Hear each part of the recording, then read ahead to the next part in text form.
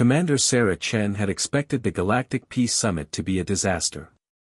As humanity's first representative to interstellar politics, she'd been briefed on 3 centuries of failed negotiations between the warring Kethmar Empire and the Vorthan Republic.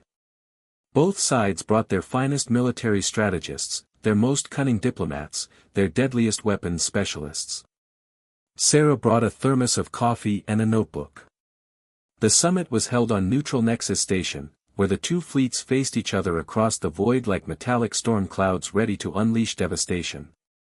Inside the conference chamber, General Thaxmore of the Kethmar sat rigidly across from Admiral Velterra of the Vorthans, their hatred palpable even through their environmental suits.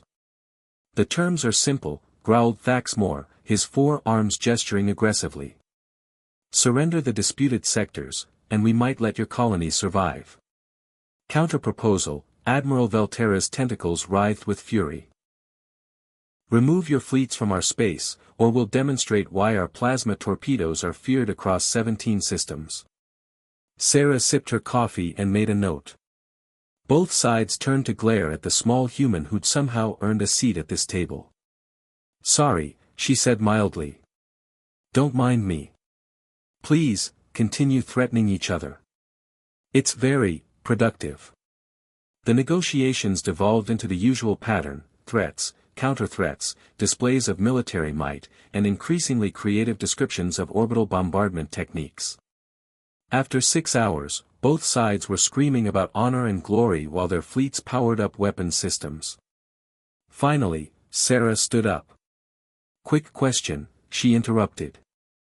"How long have you 2 been fighting?" 347 years, they replied in unison, then glared at each other for agreeing on something. "Right. And in all that time, how much have your territories actually changed?" Silence. "Because looking at these star charts, it seems like you've been fighting over the exact same 12 systems for 3 centuries.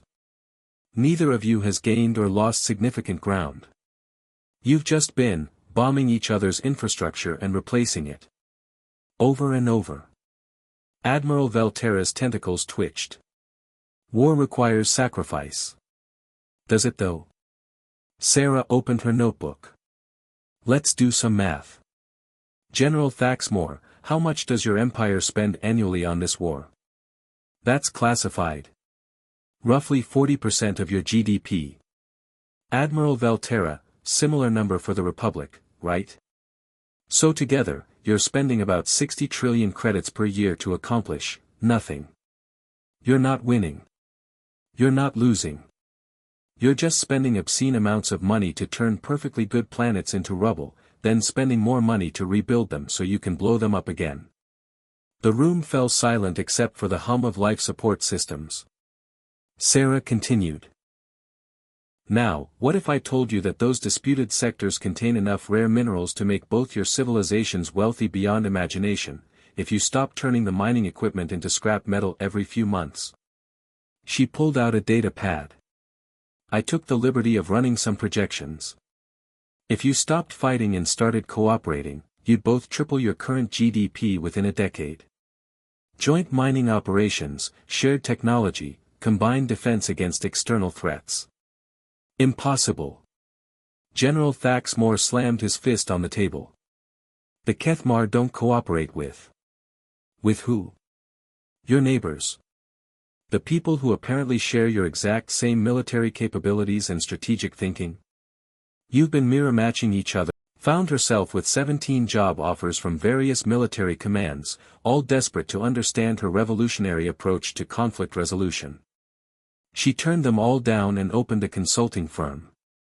Her business card read, Sarah Chen, Strategic Solutions. Sometimes the best way to win a war is to figure out why you're fighting in the first place.